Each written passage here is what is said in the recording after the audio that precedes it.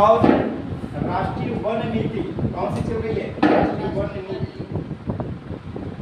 राष्ट्रीय वन नीति कौन सी चल रही है? 1988। ये सारे फैक्ट हैं, इसको ऐसे ही देखते रहिए, ये सारे फैक्ट हैं।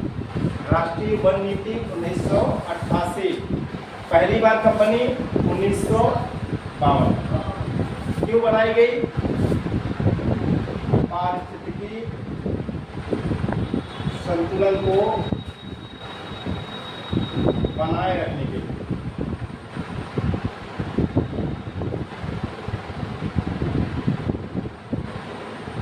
ये जो शब्द लिख रहे हैं जितने ये सारे के सारे आपको याद होने चाहिए। ये रिलेटेड है पर्यावरण से, लेकिन ज्योग्राफी इसलिए जो टॉपिक उठाया है भारत की वनस्पतियाँ, तो पढ़ लेंगे केवल वनस्पतियाँ, लेकिन आता है प्रश्न यही, और एक दो प्रश्न रहता है जीएस वाले ऑप्शन में, ठीक है।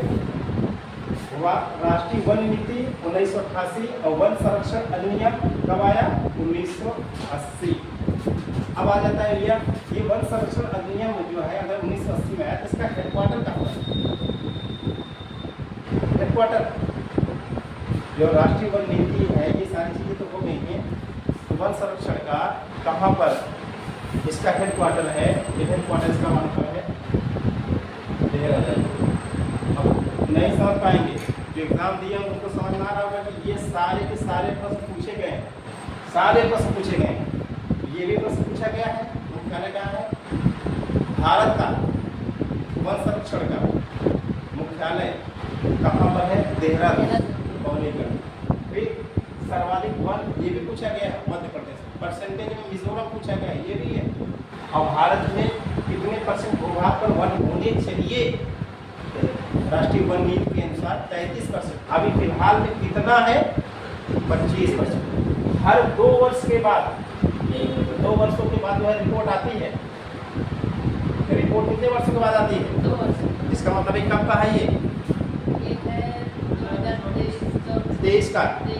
23 का है, इसका मतलब आने वाला है। 23 का है तो ये आने वाला है। ये रिपोर्ट का ये डाटा, ठीक है।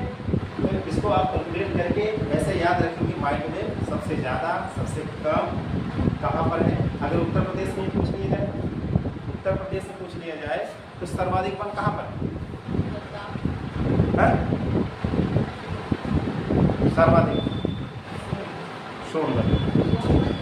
हाँ, सर्वाधिक सोनभद्र। और सबसे कम कहाँ पर? भदोही।